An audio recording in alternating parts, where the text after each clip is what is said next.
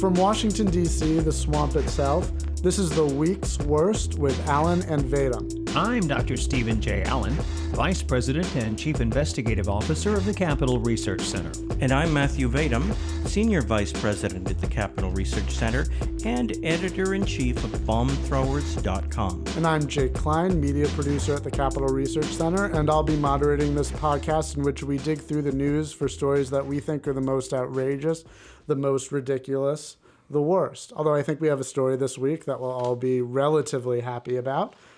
This past Tuesday, June 20th, Republican Karen Handel defeated Democrat Jon Ossoff in a special election to represent the 6th congressional district in Georgia in the House of Representatives. The special election was made necessary by former Representative Tom Price's move to become Secretary of Health and Human Services.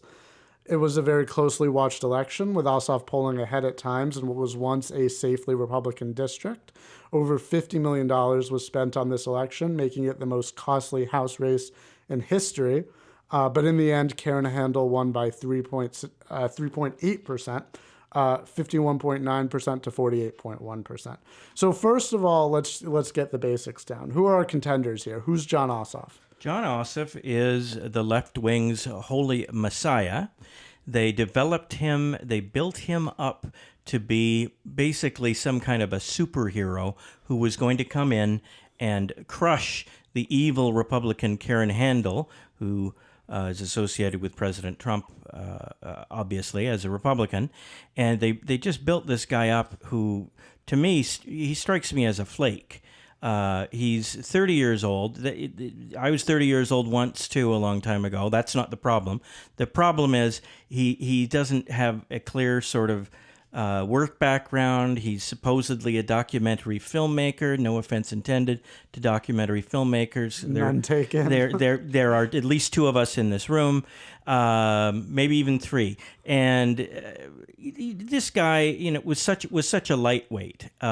But for some reason, the left really got into him. He was taken as a symbol of the resistance against Trumpism, and people from Hollywood projected all these heroic qualities onto him. And I'm not saying he's a bad person. He seems okay as an individual. But they made such a big deal out of this candidacy, and they had so much riding on it, and they spent so much money. He raised something like $22.5 million on his own.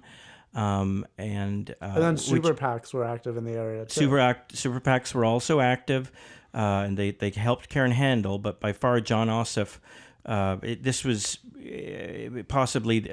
supposedly the most expensive House of Representatives contest in American history. Yeah, his campaign spent 4 or 5 times what her campaign spent. Now, when you throw in the outside money... I thought it was more like 7-1, but yeah. When you throw in the outside money, then he still had an $8 million advantage over her. So it's interesting how the media report it, because they report the total number, but they don't show I haven't seen one report that to mention the total number and then broke it down and showed the advantage that the Democrats had. But and they raised a lot of money from San Francisco and Silicon Valley. Those areas, big liberal areas, so it was out-of-state money largely that was financing Ossoff. Handel got some out-of-state money, but I think not nearly as much as Ossoff did. He was viewed as an interloper by many, and he didn't live in the actual district he was running in, which isn't always a good tactic to accuse somebody of in a race, but here it actually had some traction. Well, of course, it hits when somebody says something like, who are you going to vote for, congressional candidate? And the guy says, I can't vote in my own race. But the background of this guy it's typical, which is that the left is very good at finding people, raising them up, giving them the right connections that they need to be successful in politics or even in business, and that's what we have here. This is a guy who interned for John Lewis, the civil rights icon, who's become unfortunately a very harshly partisan Democrat in recent years, and he interned for him, and then he ends up, the next thing you know, he's this guy Ossoff is at Georgetown University. graduates in 2009, gets a bachelor's degree in the School of Foreign Service. Then he ends up at the London School of Economics, where he gets a master's degree in 2013. And then he's he becomes this documentary filmmaker, works for BBC Three, or at least his company does. And so now he's ready to run for Congress as this sort of golden boy who has all the right credentials. And we've seen this. You saw this with Barack Obama. You see this with one person after another. And it's just a shame that we don't do, on the conservative libertarian side, don't do as good a job of finding people and giving them credentials. Absolutely, and there's nothing wrong with having credentials, I hope. But policy-wise, what did we avoid here? What did this guy stand for? What sort of wing of the Democratic Party would you describe him as being in? Well, he started off as the kind of candidate who would run by standing, who would promise to stand up to Trump. And that's what you see in Democratic primaries. Those of us who live in Washington, D.C. or in Virginia, we've seen recently the commercials in the governor's race in the Democratic primary, and it was one candidate trying to do one up the other one over who was going to be more of a block for Donald Trump. He came across to me as kind of a Bernie Sanders acolyte. But as I understand it, throughout the campaign, he tried to do some ideological cross-dressing as a conservative, and he started to suddenly talk about the importance of balanced budget. So Jon Ossoff painted himself as a fiscal conservative, and apparently it didn't work. The voters of Georgia, not enough of them were actually convinced by his pitch. It's a tremendous advantage to a political party to be able to run a candidate who's a blank slate, because then you can completely tailor yourself to what you think the people are thinking in the district at that particular time, and you have no record to contradict that. I think back to Barack Obama, who introduced himself to the country in 2004 with the speech at the Democratic Convention as this person who was a unifier, who didn't believe in red states and blue states, but believed only in the United States of America. Totally alien to his background and the way that he would govern as president, and yet he was able to sell himself that way because he had nothing substantial in his background to contradict it. This guy hadn't even held office at all, and hadn't taken a stand on anything. I think they bragged that one of his documentaries exposed ISIS in some way, but beyond that, nobody knew anything about his views. So he could claim early in the primaries that he was this guy who was going to be the one person standing up to Donald Trump. And then when that was not working, as the race got down to the end, he could switch and be Mr. Fiscal Conservative, who's going to balance the budget. So basically, Jon Ossoff was a mound of clay who was shaped into something by image consultants, and sold to the public on that basis. And Karen Handel, on the other hand, has been around forever. She was Secretary of State in Georgia. She ran unsuccessfully for governor. Almost won in the Republican primary, which was the important race that year in 2010. Lost by 2,500 votes, I think, statewide. Wow! And she had been the assistant to the governor and had been involved in all sorts of controversies over the years. She was the person at the Komen Foundation. Remember the Breast Cancer Foundation, and they had a controversy because they were they were funding Planned Parenthood, and she tried to put a halt to that, and this made her a pariah in liberal land, and that's why Planned Parenthood was so deeply invested. One of the reasons they were so deeply invested in this particular race. All right, so Planned Parenthood savagely attacked her at the time, and she was forced out of the Komen Foundation. The Susan G. Komen Breast Cancer Foundation, that is, where Handel worked as a vice president for policy, and she didn't take a severance package when she left the Komen Foundation because she wanted to be able to tell her story freely, and so this is, if nothing else, an indication of her personal integrity. And she wrote a book about her experiences, and she called it Planned Bullyhood. And I've read excerpts of it, and it's I was impressed. This is a woman with cojones, for lack of a better expression. And Planned Parenthood wanted to defeat her really bad and spent I believe, somewhere around 700,000 against her in the Georgia special election race. They gave the money, that is, to the Jon Ossoff campaign. So Karen Handel earned the enmity of the abortion lobby, and was fine with that. This is a woman who remains courageous under fire, and she could be a rising star when she takes her seat in the House of Representatives in the next few days. Interestingly, she was endorsed in her various previous races by Sarah Palin, who has continued to do, and I've had a lot of discussions with my lefty friends about this.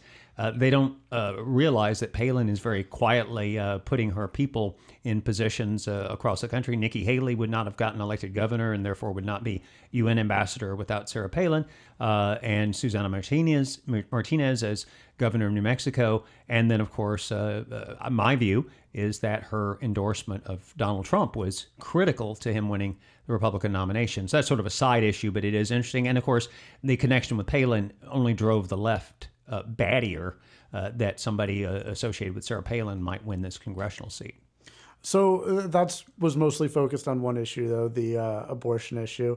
Broadly, how is her policy stances? Where did she fit in the Republican Party?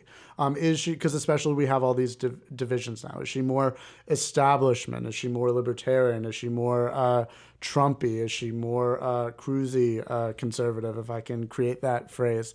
How would you describe her? Are we happy I like with cruisy as an adjective. That's a good one. I do too. So can I use it about Tom Cruise movies? Ooh, that was so cruisy. It can be flexible. All right.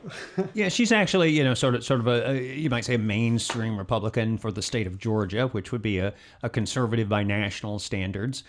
She was attacked in her governor's race that she barely lost. She was attacked for being too pro-gay, believe it or not. And Imagine that. Yeah. And so, she, I think, would be... one of the things I often say is that a rhino is not someone who is a moderate. A rhino is someone in the Republican Party who won't fight, who accepts the premises of the other side. And so I think she would fit in the category, perhaps, again, by Georgia standards, of being a moderate, but not a rhino. Certainly when somebody has this kind of thing happen to them, when you have the entire world come down hard on you in terms of the Silicon Valley people, the Hollywood people, and so on, you learn your lesson. You have to stand up hard to them and be very be a pillar of strength, and that's how you win. I think, Steve, I think you're right that nationally conservatives would view Karen Handel as one of their own. Broadly speaking, she is. Mm-hmm. And that was not a pun with the word broadly. Right. And this is the district, remember, that Newt Gingrich was the congressman previously.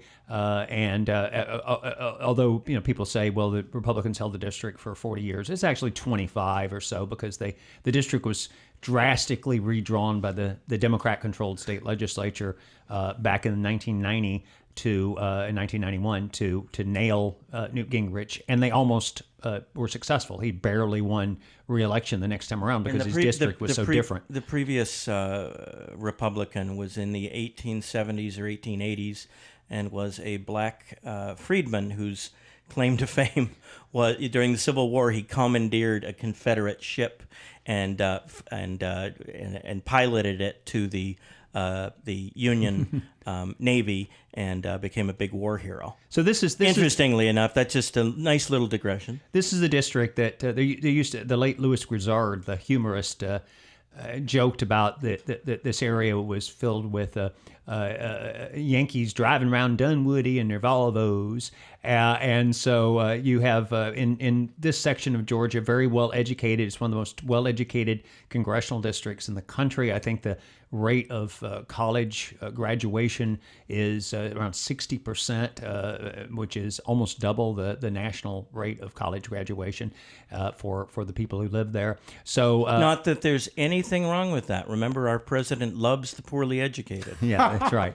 And of course, importantly, even though this is in Georgia and you would expect Donald Trump to have done well there, he only carried the district by 1 point. and that was why Democrats thought they had a really good shot of the special elections this year. But otherwise, it was an R+8 district, wasn't it? Yeah, to use the political lingo. Yeah, and so this was number one on the Democrats' target list of the special elections early this year to replace congressmen who had been appointed by President Trump to various positions, and therefore you have to have a special election if it's a House seat, and that's why this was their top target, and that's why the irony is that they actually had a closer race the same day in South Carolina where they had to fill another seat. But if they put some of that money over there, who knows? They might have won that. I don't think their Democratic candidate was quite the inspirational figure. I don't think he was as messianic as Jon Ossoff. Well, one of the reasons the race was so close in South Carolina was because nobody paid attention to it, so very few people showed up to vote. So mainly the Democrats showed up to vote, and that's why they came close. So it's one of those things where, do you put a lot of attention if you're the Democrats? Do you put a lot of attention in the race? Drawing people into it, involvement from all over the country, knowing that that's going to fire people up locally. I mean, the turnout in the Georgia district was higher than it was in the previous, I guess, in the 2014 election. And of course, what happened here was that Ossoff got 49%, I believe, in the first round of the primary. He came very close to winning it without a runoff. If you get 50%, you automatically go in.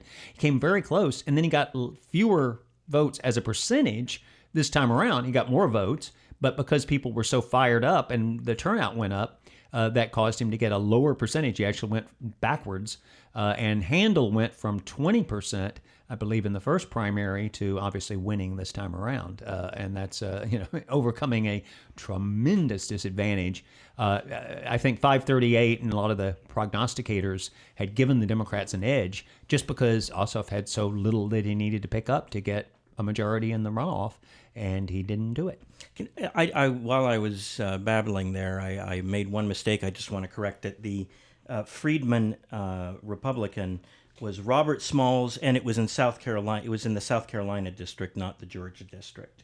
Robert Smalls, 1875. First, that was the previous Republican to represent that district.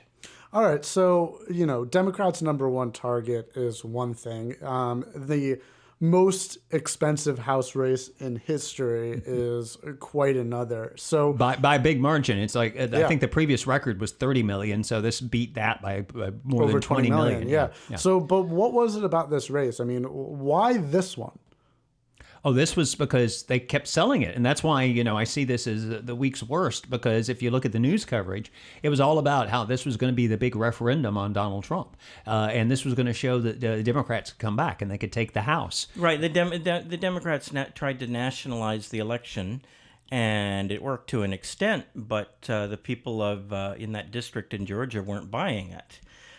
They viewed this as I'm sure some of them viewed it as a referendum on Trump, but a lot of them didn't. They just wanted to the status quo. They had a Republican as congressman before. They wanted to keep the Republicans representing the seat. Yeah, and if you look at the four special elections, there was also one for the Democrats in California, where there was a Democrat district where the congressman got appointed Attorney General of California. Yeah, so you're referring to Xavier Becerra. Right, and there was no Republican seriously in that race. I think one of the 20 candidates was a Republican. Previously, the congressman had been unopposed for re-election in the last regular election. So putting that aside, you have the four where there were Republican incumbents, and there was a dramatic drop from what the previous Republican incumbents had gotten, but it was around 17, 18 points on average, or at least the median, and that's about what you get when you go from an incumbent who has the advantage of incumbency, who's gotten elected before, his name's known, got all the money, and then you switch in a special election, you typically lose about 15, 20 points for the party that loses the incumbent. And that's what happened in these four races. It was between 15 and 20 points for the most part. So I think that, it doesn't really tell you much about what's going to happen in the next general elections. So Democrats wanted to position it as a referendum on Trump. Was it?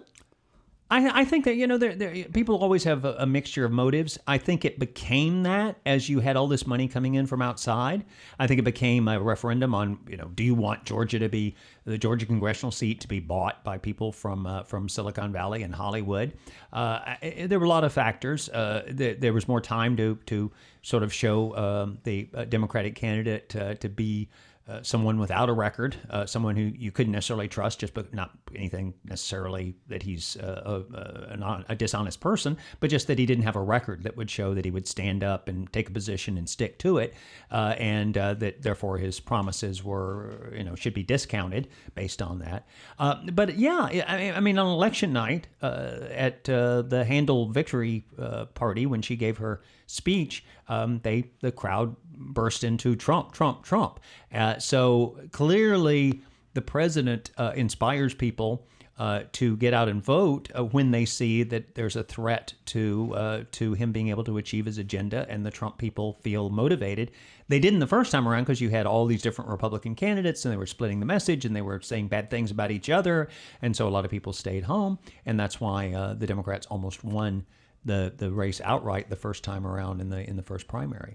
But yeah, you're always going to have a situation where, particularly early in a president's term, or after the president has done something controversial, that you have this referendum effect, and people do vote locally, but they also vote nationally. That this idea that all politics is local is just nonsense. I never understood why everybody thought that was such a great phrase.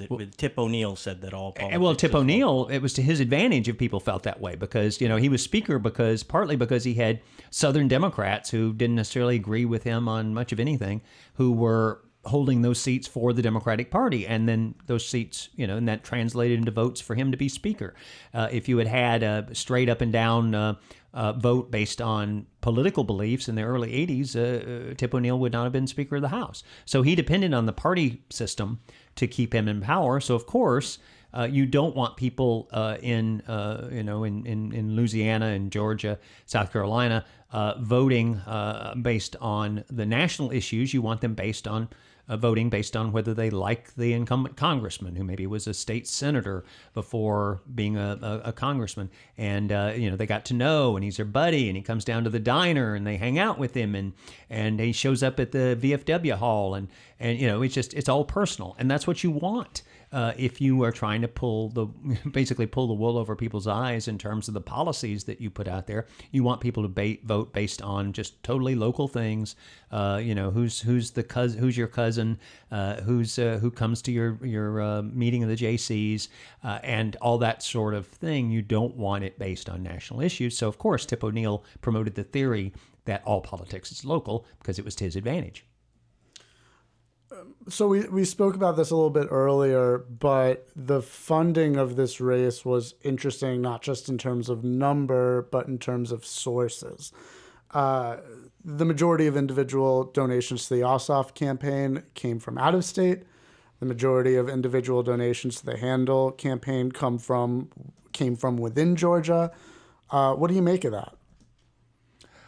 The left is desperate for some sign of that they can turn this Trump thing around, and they're very fired up. If you get something out, if Rachel Maddow promotes your congressional race, if it's all over MSNBC, if it's in the other left-wing media, they will sit down and write out a check. I mean, they thought this was the opportunity to really punch Donald Trump in the nose, and so they stepped up. I mean, I got to give it to them. They put their money where their mouth is, and unfortunately, sometimes people on the conservative or libertarian side don't necessarily do that, but as much. But people enough did in this case. And interestingly, Jon Ossoff got about the same percentage of the vote in the special election as he got in this week as he did in the first vote that led to the runoff 2 months ago, around 48%, 48.1%. So he maintained, but he didn't grow. Yeah, sometimes you have a sneak up on them factor, and I can speak from personal experience. I think I'm the only person here who's actually run for anything. I ran for office a few years ago, and You say that like it's a good thing. yeah, well, I ran for student council once. I lost. oh well, there you go. I won. Well, my whole campaign was well. I won. I got elected to office in college, so I guess I can say that. But I ran for statewide office a few years ago, and my whole campaign, the premise of it, the strategy was that we would sneak up on the incumbent, and we sneaked and we sneaked and we sneaked, and nobody paid any attention to our race. And I think of the statewide races, ours was the only one that the newspapers didn't do any polling in because supposedly I didn't have a chance. And this was all working, and he wasn't really fighting hard to keep the seat because he thought it was in his pocket. And then 3 weeks before the election, the teachers union, which had the most reliable poll that was done in the state at the time, they came out with a poll that showed me with a 1-point lead. And people called me up and congratulated me. And, oh, this is great. Now you're going to win. You've got a 1-point lead. And I tried to, I tried to be nice. I didn't want to be throw cold water on it. But the fact was I knew we were doomed at that point because no longer would I be able to sneak up on them. And that's what happened with Ossoff. In the first primary, he was able to get 49%, almost get 50%, and then the same thing happened in the South Carolina race just this week because again it was not a high priority race and nobody thought that it was going to be close, and so it ended up being close because of the sneaking up on them factor. So that's always an important thing in politics. This has been a changing district, and this is not the first election to show that. So it used to be Tom Price's district, as we said, and in his first run, he won the district by 20%. Handel now only won it by 3.8%. In 2012, Mitt Romney won the district by 23%. Trump only won it by 1.5%. What does that say about the current and changing state of the Republican Party and national competitiveness? Mitt Romney had an advantage in some quarters because of his image as this very straight guy. Obviously an official in the Mormon Church, big family, and a husband of one wife, and that's a different persona. From Donald Trump's. Donald Trump, 3 wives, Donald Trump, reputation as a womanizer, all sorts of things like that. So you're going to get you're going to be stronger in some areas and weaker in some areas. Obviously, Utah was weak enough for Trump that you had the McMullen insurgency, and there was talk for a time that they might be able to split the vote, so the Democrats ended up winning Utah, of all places. So you're going to have in a district like that somebody like Romney, who's never said a vulgar word in his life, as far as anybody knows, is going to have a different appeal and not pull. Romney's going to pull much better in a district like that, other things being equal, than Donald Trump. Donald Trump, on the other hand, can pull in blue-collar areas where people want somebody that they'd sit down and have a beer with, somebody who will fight for them, somebody if they got into some sort of conflict would be the person who stands up for them and never backs down. And that in that kind of district, Donald Trump is going to do much better. That's and you're going to have demographic shifts in any congressional district. As I say, this one was drawn back in the 90s in order to knock out Newt Gingrich as the congressman, which almost worked. It's more Democrat than, say, the district to the west of it there. As I say, the shift in these 4 special elections was about what you would normally get when you're running in a special election after the general election is over, and so there's nothing to indicate there the Democrats would necessarily pick up the House, which is the big issue. What does this indicate as far as upcoming House elections? On the other hand, I think some of the prognosticators have said, well, based on this, the Democrats might pick up 12 seats. They might pick up 50, but most likely they'll get around 12. And, of course, that's not enough. They need a bigger shift if they're going to win the House in the next general elections. All right. Do we have any final words on this subject? It was a surprisingly interesting special election. And the left tried to score big, tried to flip a seat to the Democrats, from the Republicans to the Democrats, and they failed in that race, and they failed in 3 other races so far this year. President Trump and Brett Baer are incorrectly saying Democrats are 0 for 5 this year. No, Democrats are 0 for 4. They kept the seat in California. Right. They were saying in competitive races. They're hoping and then counting the Trump election. They're hoping this is going to be cheat. some bellwether, some foreshadowing of the 28 off-year elections for Congress, and so far it doesn't seem to be a foreshadowing of anything. It's just things are continuing, and lefties hate Trump, and haters gonna hate. Well, I would say this. If the Democrats had won, this would have been a tremendous advantage to them in terms of recruiting, in terms of raising money. Recruiting is important because if you can get high-quality candidates, you're much more likely to win. And if people see someone like Ossoff winning, then they'll get fired up. There more people will sign up to run as candidates. So yeah, it does hurt the Democrats, which is one reason they scream so much. And now they're screaming for blood. They're scapegoating Nancy Pelosi, who was just doing what she's always been doing throughout these special elections this year. But suddenly, a lot of them want to get rid of her on Capitol Hill in the Democratic caucus in the House, and that's a topic for another show. But I think that resistance to Pelosi and her own party, at least in Congress, is mounting, and it's going to be very interesting to see how that plays out over time. Well, Pelosi is famously left-wing, famous enough that you can actually get Republicans inspired to go to the polls by mentioning her name, and that happened in this election. If Pelosi had not been the Democratic leader and the person who would become Speaker if the Democrats got control of the House, then it's possible this would have turned out differently, because that was a big factor. And as one of the Democratic congressmen pointed out, yes, Trump has his negatives, and there are a lot of people who don't like Trump, but Nancy Pelosi is more toxic than Donald Trump. And if you know how toxic Trump is in some places, that's really saying something.